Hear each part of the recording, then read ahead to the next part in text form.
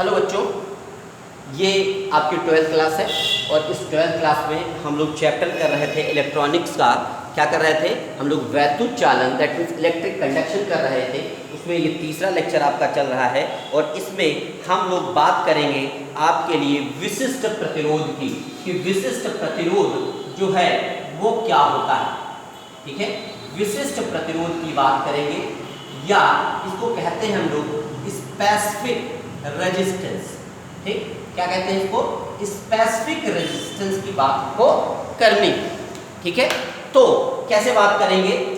किसी भी चालक तार, अगर कोई भी हमारे पास कंडक्टर वायर हो, कंडक्टिंग वायर हो जिसकी लेंथ L हो, ठीक है, इसकी इलेक्ट्रिक फील्ड E हो, तो किसी भी चालक तार के वैद्युत क्षेत्र की तीव्रता, सुनिएगा ध्यान से, किसी भी चालक तार की वैद्युत क्षेत्र की तीव्रता और उसके धारा घनत्व के अनुपात को क्या कहते हैं?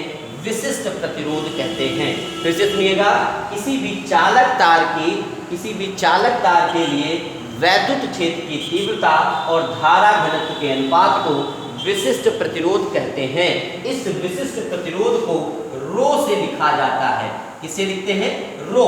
ठीक है, कहने का मतलब ये है this is the ratio of the electric field to the charge density, current density. ठीक है, करंट डेंसिटी कहने का मतलब क्या है कि किसी भी कंडक्टर की इलेक्ट्रिक फील्ड इंटेंसिटी और करंट डेंसिटी का जो रेशियो होता है, इसी को स्पेसिफिक रेजिस्टेंस कहते हैं। इसको स्पेसिफिक रेजिस्टेंस कहते हैं।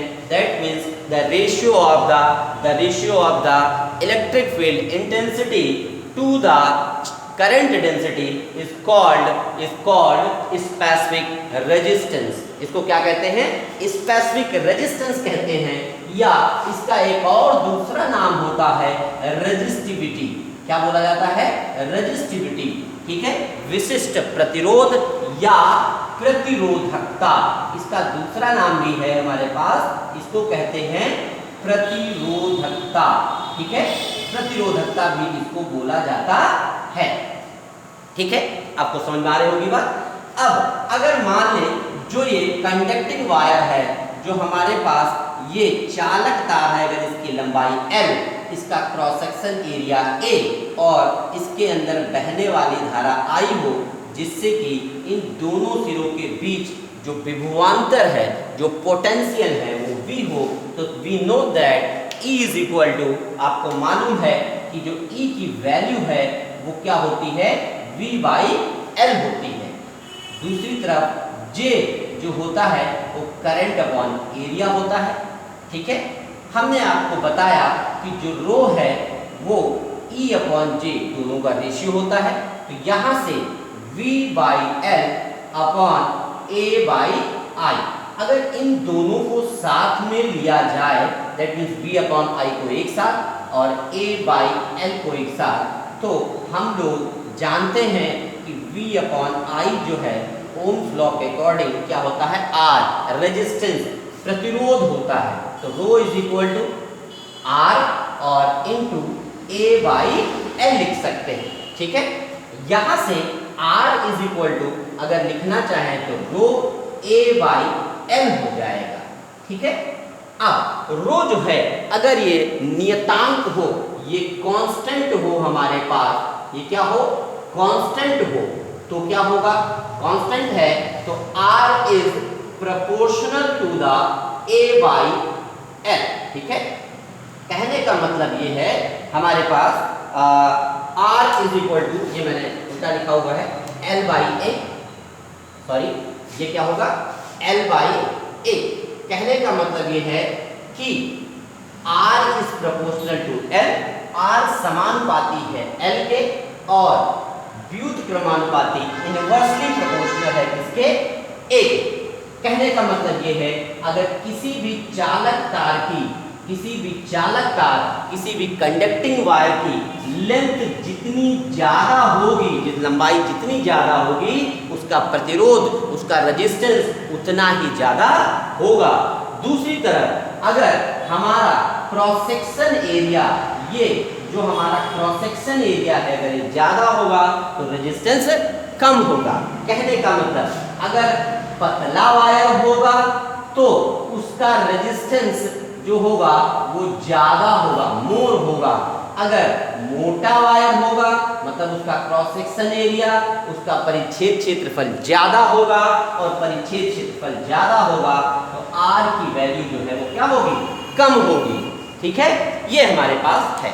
ठीक, इसको आप समझ लें, डिफिनेशंस लिख लें और ये लिख लें। ये लिखने की जरूरत इतना नहीं है आपको, ये बस मैंने समझाया था, ये आपको इतना समझ में आ गया होगा। उसके बाद आगे की तरफ बढ़ते हैं और हम बात करते हैं किसकी, चालकता की बात करते हैं। ठीक है, किसकी बात करते हैं, चालकता। कौन सी चालकता, विशिष्ट चालकता की बात करते हैं। जब विशिष्ट प्रतिरोध की बात की है तो विशिष्ट चालकता की भी बात करते हैं। ठीक, विशिष्ट चालकता, ठीक, इंग्लिश में कहते हैं स्पेसिफिक, क्या बोलते हैं, स्पेसिफिक कंडक्टेंस, स्पेसिफिक कंडक्टेंस बोला जाता है। ठीक है, ये क्या है, किसी भी चालक तार के, ध्यान से सुनिएगा, किसी भी चालक तार के, किसी भी चालक तार के विशिष्ट प्रतिरोध, किसी भी, ये क्या है, विशिष्ट प्रतिरोध है, किसी भी चालक तार के विशिष्ट प्रतिरोध के व्युत्क्रम को क्या कहा जाता है, विशिष्ट चालकता कहते हैं। ठीक है, किसी भी चालक तार के, किसी भी चालक तार के विशिष्ट प्रतिरोध, किसी भी चालक तार के विशिष्ट प्रतिरोध के व्युत्क्रम को विशिष्ट चालकता कहते हैं। That means the reciprocal of the specific resistance is called specific conductance। इसको क्या कहा जाता है, specific conductance कहते हैं। ठीक, हमने आपको ओम्स लॉ में R की वैल्यू बताई थी क्या होती है। ठीक है, वहां पर शायद आपको याद हो, हमने R की वैल्यू जो निकाली थी, आप अगर नहीं याद है तो आप चेक कर लीजिएगा, क्या होती है हमारे पास, ml n e² into a। Tau आपको याद होगा, ये क्या है, रिलैक्सेशन टाइम। ठीक, ये श्रांति काल होता है। ठीक है, ये R की वैल्यू। तो रो क्या होगा हमारे पास, अगर रो निकालना चाहें तो रो इज इक्वल टू, अभी आपने कहा क्या है हमारे पास, R, ठीक है, A/L होता है। ठीक है, अभी आप इससे पहले प्रीवियस लिख चुके हैं, तो यहाँ से R की जगह पर ये वैल्यू रखेंगे तो ml ne² tau a, clear, A/L, तो A/L, A से A, L से L कैंसिल, तो रो इज इक्वल टू क्या हो जाएगा, m/ne² टाउ हो जाएगा रो की वैल्यू। ये हमने क्यों निकलवाई, क्योंकि हम यहाँ पर सिग्मा, इसको क्या कहते हैं, सिग्मा कहते हैं, जो स्पेसिफिक कंडक्टेंस है, इसको भी इसी के पदों में, टर्म्स में लिखा जा सकता है, तो उल्टा हो जाएगा, तो 1/m ne² टाउ, ये कहाँ जाएगा, ऊपर जाएगा, तो sigma is equal to ne² tau upon m हो जाएगा। ठीक है, ये आपको बात समझ में आ रही होगी, ये हमने निकाल के आपको दिखाया। अब और आगे बढ़ते हैं, थोड़ा सा और हम आगे बढ़ेंगे। ठीक है, अब हम बात करेंगे, आपसे हमने बात की कि सिग्मा की वैल्यू 1/रो होती है। ठीक है, सिग्मा की वैल्यू क्या होती है, 1/रो होती है। रो की वैल्यू आपने लिखा क्या थी, E/J थी। क्या थी हमारे पास, E/J थी, क्लियर। तो सिग्मा इज इक्वल टू, रो की जगह पर ये वैल्यू रखी जा सकती है, क्या रखेंगे हम लोग, 1/E/J। आपको पता है ये J ऊपर चला जाएगा, तो sigma is equal to J/E। ठीक, ये हमारे पास आएगा, या J इज इक्वल टू क्या हो जाएगा, सिग्मा इंटू E। मतलब किसी भी चालक तार का, किसी भी चालक तार की जो करंट डेंसिटी है, current density, this is the equal to the, क्या होगा, ये क्या है हमारे पास, ये हमारे पास है स्पेसिफिक कंडक्टेंस। ये हमारे पास क्या है, ये स्पेसिफिक कंडक्टेंस है। तो ये इक्वल होती है स्पेसिफिक कंडक्टेंस, ठीक है, specific conductance into of electric field intensity, electric field intensity. Clear? कहने का मतलब है किसी भी चालक तार के लिए जो उसका धारा घनत्व है, धारा घनत्व वो किसके बराबर है? वो उसकी स्पेसिफिक कंडक्टेंस मतलब उसकी विशिष्ट चालकता, ठीक, विशिष्ट चालकता और उसके वैद्युत क्षेत्र तीव्रता के गुणनफल के बराबर होता है। कभी कभी पूछ लेते हैं कि इन तीनों में रिलेशन बताओ, संबंध स्थापित करो, तो आप यहां से इसको बता सकते हैं। ठीक, बात आपको इतनी समझ में आ रही होगी, इसको आप जल्दी से नोट कर ले। आगे हम लोग बात करते हैं। क्लियर? अब हम बात करेंगे ओम्स लॉ के बारे में। देखिए, आपने ओम के नियम को पढ़ा कि ओम का नियम कहता है कि अगर किसी भी चालक तार के भौतिक अवस्थाओं, उसकी फिजिकल क्वांटिटीज को अगर चेंज ना किया जाए तो V/I जो है वो R होता है, नियत रहता है, कांस्टेंट रहता है। ठीक है? अगर कहने का मतलब ये है कि अगर V और I के बीच में, ठीक है, V और I के बीच में एक ग्राफ ड्रॉ किया जाए, यहाँ पर भी I कर सकते हैं, कहीं कहीं ऊपर I होता है, डजंट मैटर। तो अगर इसके लिए निकाले तो हम लोग ओम्स लॉ के अकॉर्डिंग ये हमको यहाँ पर एक स्ट्रेट लाइन मिलती है, एक सीधी रेखा मिलती है। ठीक, कहने का मतलब ये है कि ज़्यादातर जो वैद्युत परिपथ हैं, जो ज़्यादातर इलेक्ट्रिक सर्किट्स हैं, वो ओम के नियम का पालन करते हैं, और जो ओम के नियम का पालन करते हैं उन परिपथों को ओमीय परिपथ कहा जाता है। कौन से परिपथ कहते हैं? ओमीय परिपथ या ओमिक सर्किट्स बोलते हैं। ठीक, मगर अगर किसी भी परिपथ में बल्ब जो है, कोई भी बल्ब लगाया जाए और वो कौन सा बल्ब हो? टार्च का बल्ब। टार्च आपने देखी होगी। अगर उसका बल्ब लगाते हैं और हम लोग लाइट उसकी ऑन करते हैं तो बच्चों हम लोग देखते हैं कि जो ये V और I के बीच में ग्राफ वहां पर ड्रॉ करते हैं, वो इनिशियल बेस पर, मतलब स्टार्टिंग में तो वो सीधी रेखा मिलती है, मगर आफ्टर दैट कुछ समय के बाद जब धारा बढ़ती है, जब करंट बढ़ने लगती है, तो ये जो है वो स्ट्रेट न होकर क्या हो जाती है? कर्व टाइप की बन जाती है, मतलब वक्र हो जाती है। ठीक, वक्र हो जाती है मतलब वो ओम के नियम का पालन नहीं करती है। तो जो परिपथ ओम के नियम का पालन नहीं करते हैं उनको क्या कहते हैं? अनओमीय परिपथ कहा जाता है। कौन से सर्किट्स होते हैं? नॉन ओमिक सर्किट्स होते हैं हमारे पास। कौन से होते हैं? नॉन ओमिक सर्किट्स होते हैं। ठीक, अनओमीय परिपथ बोलते हैं। ऐसा क्यों होता है? इसलिए होता है कि स्टार्टिंग में जब करंट कम है, जब जो बल्ब है हमारा टार्च का, उसमें करंट कम है, करंट कम होने से कोई प्रॉब्लम नहीं, उसके टेम्परेचर में कोई भी चेंज नहीं होता है।